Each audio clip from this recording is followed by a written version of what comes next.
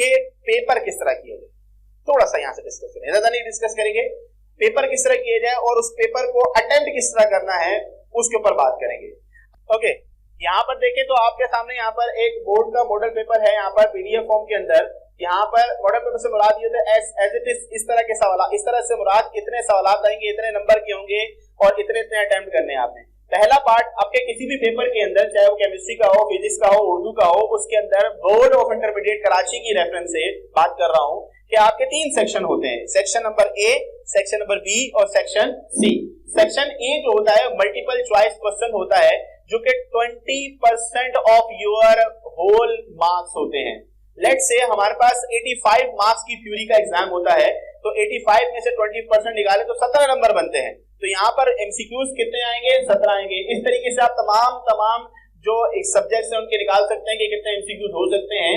जैसे अगर उर्दू का 100 नंबर का पेपर है तो उसके एमसीक्यूज कितने होने चाहिए?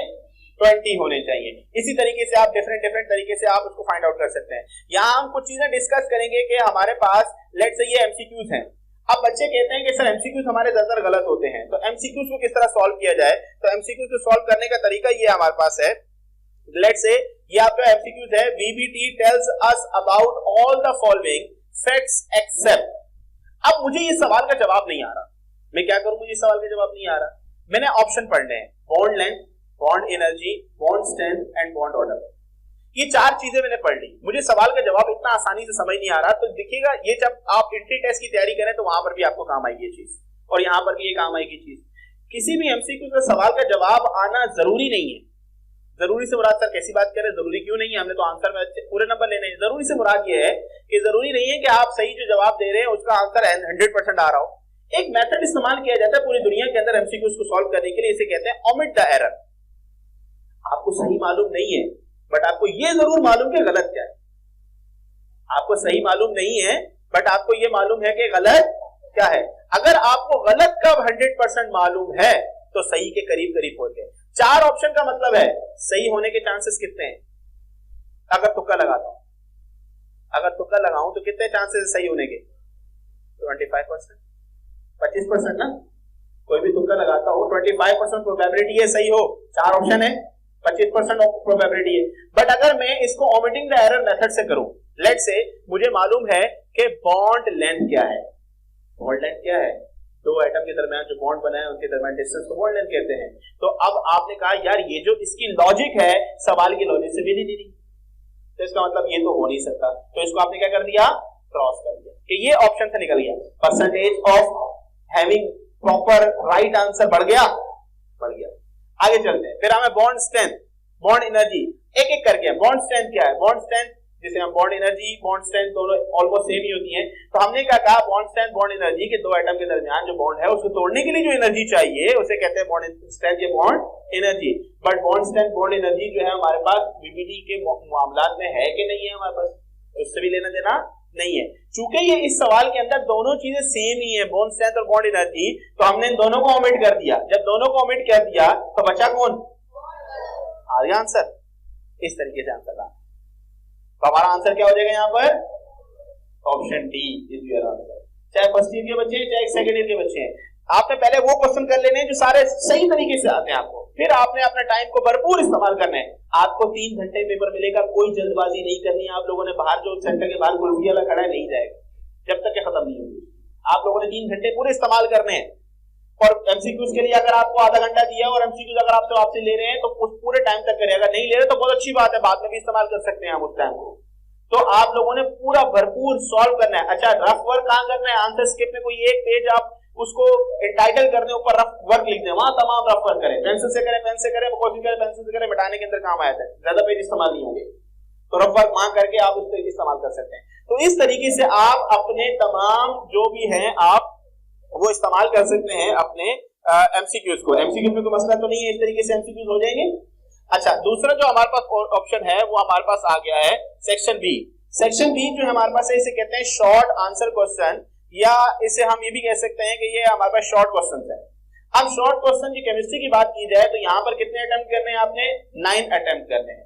अब 9 अटेम्प्ट करने हैं और हर क्वेश्चन के मार्क्स 4 होते हैं। अब यहाँ थोड़ी ज्यादा इंपॉर्टेंट बात, क्वेश्चन नंबर 2 है, ये भी गलती करते हैं बच्चे कुछ लोग आंसर स्क्रिप्ट में लिखने के। क्वेश्चन नंबर 2 का पार्ट नंबर 1, क्वेश्चन नंबर 2 का पार्ट नंबर 2। क्वेश्चन अब बच्चे क्या करते हैं, पहले पार्ट को क्वेश्चन नंबर 2, दूसरे को क्वेश्चन 3, क्वेश्चन 4, ये गलत हो जाएगा। जो नंबरिंग क्वेश्चन पेपर पे है उसी नंबरिंग को ही आपने आंसर स्क्रिप्ट पे लिखना है, अपनी तरफ से नंबरिंग नहीं लिखनी। आपका क्वेश्चन नंबर 1 जरूर हो सकता है, बट आपने पहले नंबर में क्वेश्चन नंबर 9 पार्ट कर रहे हैं क्वेश्चन नंबर 2 का, तो आपने लिखना है क्वेश्चन नंबर 2 का पार्ट 9। ओके, यहाँ पर आपके पास यहाँ पर देखिए ये क्वेश्चन नंबर 2 का पार्ट नंबर क्या है, 1 है। अब पार्ट नंबर 1 आ गया, डिफाइन द टर्म स्टीचियोमेट्री, तो आपने डेफिनेशन लिखी है और उसके बाद यहाँ पे न्यूमेरिकल है। अब सवाल सारे को पढ़ने से पहले ये जरा बड़ा ध्यान कीजिएगा, पूरा पेपर मेरी सजेशन ये है, अगर आपने इसको फॉलो किया, मेरे बहुत सारे स्टूडेंट ये फॉलो किया है और उन्होंने बहुत अच्छे मार्क्स लिए हैं। हमेशा कोई भी काम करने से पहले प्लान होना चाहिए बेटा, प्लान आप प्रॉपर करेंगे तो आपका पेपर अच्छा होगा। एमसीक्यूज हो चुके, एमसीक्यूज से हमारा जान छूट चुकी, प्रॉपर हुए 17 में से 17 आंसर आ गए इंशाल्लाह, 20 में से 20 आंसर आ गए, सही किया हमने। अब क्वेश्चन नंबर पार्ट बी और पार्ट सी पे चले गए, सेक्शन बी सी पे। तो मेरी सजेशन ये है, पेपर आपके सामने है, आंसर शीट साइड पे करें, आंसर शीट को टच ना करें आप, आपके हाथ में पेंसिल होनी चाहिए। क्या होनी चाहिए? अब क्वेश्चन पेपर को पूरा थॉरली, चाहे 5 मिनट लगते हैं 10 मिनट लगते हैं, ये सजेशन जरा ध्यान नशीन कर लीजिएगा बेटा, पूरा थॉरली पढ़ना है। क्या करना है? और बार बार पढ़ना है, अपने आप को पढ़ाना है कि मेरी पूरी साल की मेहनत में से यहाँ कौन सा सवाल जो मुझे आता है, और कोशिश करेंगे अगर जो न्यूमेरिकल या कोई ऐसी चीजें छोटी मोटी चीजें जो हल्का फुल्का सॉल्व करने और छोटी वैल्यूज दिख सकती है पेंसिल से, तो आप निरख में लिखिए कि यार इसका आंसर यूं स्टेप होंगे तो ये आंसर आ जाएगा, हाँ मेरे लिए सही है। अब करना क्या है, पढ़ने से पहले आप लोगों ने क्वेश्चन पेपर आपके सामने है, क्वेश्चन पेपर में क्वेश्चन नंबर 2 के बहुत सारे पार्ट है, मगर करने आपने कितने हैं? 9। आपने पेपर सारा का सारा पढ़ लिया। जब पेपर सारा का सारा पढ़ लिया आप लोगों ने, तो फिर उसके बाद क्वेश्चन नंबर 2 का पार्ट 1, पार्ट 2, पार्ट 3। अब आपने पेंसिल से सबसे पहले क्या करना है, पार्ट 1 मुझे आता है, सिंगल टिक लगा दिया। क्या कर दिया आपने? पेंसिल से। पार्ट 3 मुझे आता है, मैंने सिंगल टिक लगा दिया। पार्ट 5 मुझे आता है, सिंगल टिक लगा दिया। 7 आता है, पार्ट 5 भी आता है, 7 भी आता है, 6 भी आता है। इवन के आपको सवाल नो करने हैं, बट आपने जितने भी आपको आते हैं उन पे टिक लगा दी। बड़ी इंपॉर्टेंट बात है बेटा, ज़हन नशीन बात ही नहीं कीजिएगा प्लीज, ये सुन लीजिएगा, बड़ी इंपॉर्टेंट बात है, मुझे भी देखने क्या हाल है, आपकी बेहतरी के लिए इंशाल्लाह सब बेहतर हो जाएगा, पेपर बहुत अच्छे हो जाएंगे आपके। आपने क्या किया, पार्ट जितने भी हैं आपने उनको क्या कर दिया, सबसे पहले आवाज आनी चाहिए, सिंगल टिक कर दिया। क्या कर दिया? सिंगल टिक। अब आपने उन सिंगल पूरे क्वेश्चन पेपर में सेक्शन बी सेक्शन सी दोनों की बात हो रही है यहाँ पर, मैं सिर्फ समझाने के लिए। अब जब आपने जब क्वेश्चन कर लिया, उसके बाद आपने क्या किया कि एक सिंगल टिक वाली कंडीशन में से देखना है, अब लेट से 14 क्वेश्चन है, 14 में से 9 करने थे, आपके सिंगल टिक 11 बन रहे हैं। मैंने क्या कहा, आपने चॉइस नहीं देखनी, आपको जितने आते हैं वो देखने, आपने लिखी है।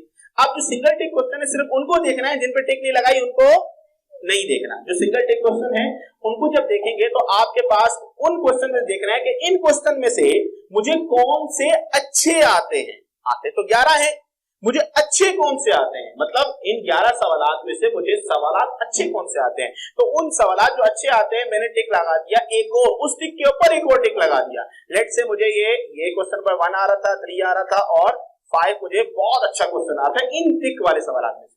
11 थे, अभी 7 हो सकते हैं, 8 हो सकते हैं, 9 भी नहीं हो सकते, 5 भी हो सकते हैं, 2 भी हो सकते हैं, जितने भी हो सकते हैं। पहला काम क्या करेंगे आप, आवाज आनी चाहिए, सिंगल टिक। फिर जो उन सिंगल टिक में से सबसे अच्छे आते हैं उन पे एक और टिक। अब बड़ी इंपॉर्टेंट बात आ रही है, ये प्लानिंग कर रहे हैं हम, पेपर कैसे करना है, इस प्लानिंग से फायदा क्या होगा थोड़ी देर में मालूम हो जाएगा। डबल टिक वाले सवालात को देखना है फिलहाल सबसे पहले, उसके बाद सिंगल टिक वाले को, उसके बाद बगैर टिक वाले को। सबसे पहले किसको देखना है अभी? Double tick. अब डबल टिक वाले सवालात को देखें, इन सवालात में से कौन से सवालात ऐसे हैं जो कि सबसे बेस्ट आते हैं, और वो बेस्ट सिर्फ आते नहीं है, उन सवालात में जो अगर मैं अटेम्प्ट करूंगी या करूंगा तो उस सवालात के अंदर मुझे नंबर सॉलिड मिलेंगे। पहली बात, सॉलिड नंबर किसमें मिलते हैं? एमसीक्यूज में तो निकल चुके। दूसरी चीज क्या आ गई? न्यूमेरिकल हो गई, कोई डायग्राम हो गई, कोई इलेक्ट्रॉनिक कॉन्फ़िगरेशन हो गई, इस तरह की चीजों में आपके नंबर क्या है? सॉलिड है। अच्छा, पहली शर्त क्या है? Number solid. दूसरी शर्त क्या है? कि वो कम से कम टाइम में इसमें हो। लेट से एक सवाल है, लंबा चौड़ा सवाल है, उसका आंसर सिर्फ इलेक्ट्रॉनिक कॉन्फ़िगरेशन एक लाइन की है, कम से कम टाइम दे रहे हैं। एक कहता हूं explain the process of formation of sulphuric acid, आता मुझे बेस्ट है, डायग्राम भी आती है, रटा हुआ बेहतरीन किस्म का, but it takes a lot of time to complete that question. तो मैं इसको सिलेक्ट पहले नहीं करूंगा, मैं किससे सिलेक्ट करूंगा, मुझे बेस्ट जो आता है बट नंबर सबसे अच्छे दे, जिसमें नंबर कटने के चांसेस ना होने के बराबर, और दूसरी चीज क्या हो, कम से कम टाइम में हो। अब ये वो सवाल हैं जिनको मैंने सेलेक्ट कर लिया, डबल टिक तो हो गया, अब डबल टिक के ऊपर मैंने क्या कर देना है, स्टार बना देना है। क्या कर देना है, स्टार बना देना है। ये वो सवालात हैं जो सबसे बेस्ट आते थे, बट अब हुआ क्या, सबसे बेस्ट आने के साथ साथ वो कम टाइम है, जैसे न्यूमेरिकल हो गए, इलेक्ट्रॉनिक कॉन्फ़िगरेशन हो गई, स्ट्रक्चर्स हो गए, हाइब्रिडाइजेशन हो गई, कोई स्ट्रक्चर बनाना है, एमओटी बनानी है, कम टाइम में हो रही है सारी की सारी, सोचना कम पड़ रहा है हमें। क्लियर, तो ये हो गया। अब आपका काम हो चुका प्लानिंग वाला, प्लानिंग काम हो चुका। प्लानिंग के बाद अब आपने किस पे आना है बच्चों, अब आंसर शीट पे। आंसर शीट में सबसे पहले कौन से सवाल करने हैं, डबल टिक स्टार। कौन से, डबल टिक स्टार। लेट से 2 थे, 3 थे, 4 थे, 5 थे, अच्छी तैयारी हुई, बहुत सारे होंगे। लेट से 2 थे, 2 सवाल डबल टिक वाले हो गए, मगर 9 करने हैं, 9 करने हैं, पीछे 7 पड़े हैं। फिर आप किस पर फोकस करना है, डबल टिक के ऊपर। ये सीक्वेंस होनी चाहिए। डबल टिक के बाद अब वो भी खत्म हो गया, फिर भी 9 नहीं हो रहे, तो फिर किस पे आएंगे, सिंगल टिक। अब सिंगल टिक वाला भी खत्म हो गया, बट 9 फिर भी नहीं पूरे हो रहे, फिर क्या करेंगे, अब आपने जो टिक जिस पे लगाया नहीं था उनमें से कोई ना कोई चूज करना पड़ेगा, सवाल पूरे करने हैं, छोड़ना किसी को नहीं है। ये सीक्वेंस होगी। फायदा क्या होगा इससे, जब आप सेक्शन सी वाला क्वेश्चन बच्चा कर रहा है, सल्फ्यूरिक एसिड प्रिपेयर कर रहा है, कॉपर की एक्सट्रैक्शन कर रहा है, आधे घंटे में, पौने घंटे में सवाल 1 हुआ और 1 का पार्ट भी ए हुआ सर। इसी तरह दूसरे बच्चे ने जो फॉलो किया इस चीज को, उसका सेक्शन बी स्टार्ट किया और ये मेथड फॉलो किया, आधे घंटे के अंदर उसके क्वेश्चन नंबर पार्ट हो गए 5, 6, 7 पार्ट हो गए, कॉन्फिडेंस बूस्ट हो जाएगा। यहाँ दूसरा बच्चा जो बोलेगा आधे घंटे में, पौने घंटे में 1 पार्ट हुआ है, कॉन्फिडेंस लूज हो जाएगा, बकिया पेपर आता भी हुआ तो उसमें प्रॉब्लम हो जाएगी। और अगर आप यहां से चलेंगे, बकिया पेपर आपका कॉन्फिडेंस अगर नहीं भी, थोड़ा कमी पेशी भी होगी, कॉन्फिडेंस बूस्ट हो जाएगा आपका, यार अभी तो बड़ा टाइम पड़ा है, मैं आराम से इसकी प्रेजेंटेशन भी अच्छी कर लूंगी, बाकी चीजें भी कर लूंगी। क्लियर हो गई बात ये चीज। तो इस तरीके से हम फॉलो करके बाकी तमाम चीजों को हम प्लान कर सकते हैं। यही चीजें मैंने आपको प्रीवियस पेपर से पहले भी क्लास में बताई थी आप लोगों को, और फॉलो किसी ने नहीं किया, तो खुदारा बोर्ड एग्जाम में फॉलो कर लीजिएगा इंशाल्लाह। तो ये बहुत बेस्ट हो जाएगा आप लोगों का टाइम मैनेजमेंट, इससे सीखेगा इंसान। दूसरी चीज, आपके मार्क्स कटने के चांसेस बहुत कम होंगे। तीसरी चीज, प्रेजेंटेशन बहुत अच्छी हो जाएगी। पेपर चेक करने वाला देखेगा पहले सवाल में पूरे नंबर, दूसरे में पूरे नंबर, तीसरे में पूरे नंबर, चौथे में पूरे नंबर, छठे में पूरे नंबर। अब जब उसका कॉन्फिडेंस आ जाएगा असेसमेंट करने वाले का, बच्चा बहुत अच्छा है ये तो सेक्शन सी में अगर कोई गलती भी हो गई, कमी कोताही भी हो गई, कुछ चीज रह भी गई, तो वो असेसमेंट करने वाला ओवरलुक कर जाता है। हम भी असेसमेंट करते हैं, हम भी यही करते हैं। क्लियर हो गई बात ये चीज। ये समझिए एक तरह से ट्रिक है, डॉज कर रहे होते हैं असेसमेंट करने वाले को, क्या यार हमारे नंबर नहीं घाटना, देखो कितना अच्छा करते हुए आ रहे थे पेपर। क्लियर हो गई बात, ये कोई प्रॉब्लम तो नहीं है। ये हमारे पास एक पेपर करने का तरीका था।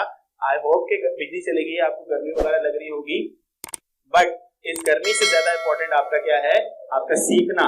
और ये सीखेंगे इंशाल्लाह तो आपके एग्जाम अच्छे होंगे, और एग्जाम अच्छे होंगे तो आपका नाम भी अच्छा होगा, आपके वालिदैन का नाम भी बढ़ेगा, इस इदारे का नाम भी बढ़ेगा, और हम नाचीज लोगों का भी, हम कोशिशें जो हम कर रहे हैं, ये भी अल्लाह में इसका भी अजर देगा।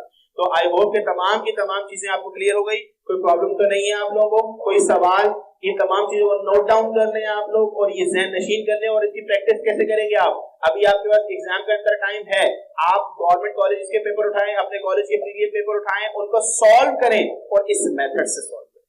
पेपर से पहले सॉल्व कर, पहले याद करेंगे, ऐसे नहीं सॉल्व कर लेंगे, पहले याद करेंगे, याद करें, फिर सॉल्व करें, मेथड से करें। आपको यकीन माने 100% आपको चेंजेस नजर आएंगे।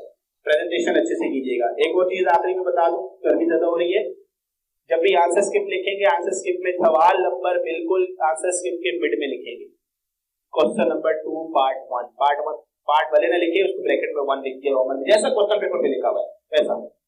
जब क्वेश्चन खत्म हो जाए और दूसरा क्वेश्चन स्टार्ट कर रहे हैं, उसके बीच में आप लोगों ने लाइनिंग कर देनी है, कोई एक डबल लाइन कर देनी है कि ये क्वेश्चन खत्म हो चुका, एक लाइन छोड़े, फिर क्वेश्चन पर दूसरा पार्ट शुरू करें। सर इसका फायदा क्या होगा, इसका फायदा ये होगा कि अक्सर क्या होता है, बच्चे बिल्कुल कॉर्नर पे क्वेश्चन का पार्ट लिख रहे होते हैं, जो ओवरक्लिक हो जाता है, नजर नहीं आता है असेसमेंट करने वाले को, और जब चेक कर रहा होता है पेपर को आंसर शीट को, तो वो असेसमेंट करने वाले को कभी कभार गुमान हो जाता है कि ये पूरा एक ही सवाल का जवाब है, तो वो एक दफा नंबर देता है, और आपने 2 सवाल किए थे और पूरे किए थे, तो आपके नंबर कट जाते हैं, आपको पता नहीं चलता, और एसेस भी नहीं कर सकते कि कहां कटे आपके नंबर। क्लियर हो गई बात? ये सवाल नंबर मिड में आएगा, अभी ये बिजी चलेगी वरना आपको यहाँ पे मेंशन करते हैं। सवाल नंबर मिड में आएगा और उसके बाद सवाल का पूरा डेटा आएगा। सवाल खत्म हो गया, एक नीचे 2 लाइनें क्रॉस कर दीजिएगा ताकि क्वेश्चन खत्म हो चुका। मार्कर से कर सकते हैं, पॉइंटर से कर सकते हैं। फिर एक लाइन छोड़े, फिर सवाल नंबर दूसरा डालें जो करना है आपने, और इसी चीज को पैटर्न को फॉलो करना है। This will help you a lot. ये प्रेजेंटेशन जब पेपर खत्म हो जाए फिर आप लोगों ने जो भी हेडिंग की थी उनको लाइनिंग कर दें ताकि आपका पेपर बहुत मजीद खूबसूरत हो जाए और बेहतर हो जाए। बट ये एंड में करना है, कुछ बच्चे साथ साथ कर रहे होते हैं, एंड में करना है। क्लियर हो गई बात? ये कोई सवाल तो नहीं है बेटा? आज के लिए काफी है इतना। बहुत शुक्रिया, उम्मीद करता हूँ कि बहुत कुछ सीखे होंगे आप लोग। इसको अप्लाई करेंगे तो हमें और भी मजा आएगा और हमारी जो है वो ये चीज जो है वो हमारे करामत बन जाएगी। तो जो फर्स्ट ईयर वाले हैं वो सेकेंड ईयर में भी अप्लाई